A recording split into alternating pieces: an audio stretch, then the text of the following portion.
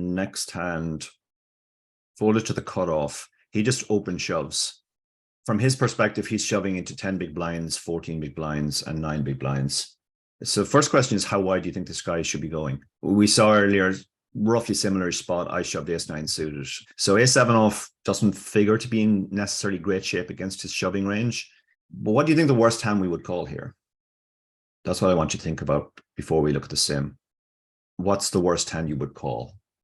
Are you going to call with ace-9? Are you going to call with ace-10? Are you going to call with ace-8 suited? So let's have a look. Chippy V sim first, cut off shoves, and small blind calls this range. So ace-7 off would be just below the line for chips. Ace-8 off and ace-5 suited is the bottom of the suited aces. We don't call pocket twos, but we call all the other pairs, and then we call some broadways. Now let's look at the ICM one.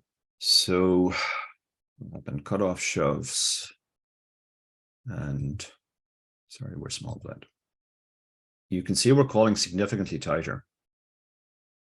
Ace-10 off, ace-9 suited, pocket sixes. That's the line.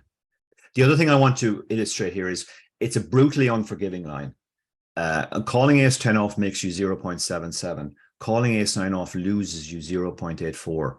That's a pretty big swing. So you need to get these spots right. If you're trying to improve your satellite game, what I would say is look at lots of these spots and get a very good intuitive sense for what call-off ranges are, because this is where people make the biggest mistakes. Like calling off king-queen suited or king-queen off is pretty bad. Is a pretty big mistake here. Calling off pocket fours is a big mistake. Calling off ace-7 suited is a big mistake. Calling off ace-9 off is a big mistake. So unforgiving line, that's the point there. So what happens? We do fold. And everybody folded.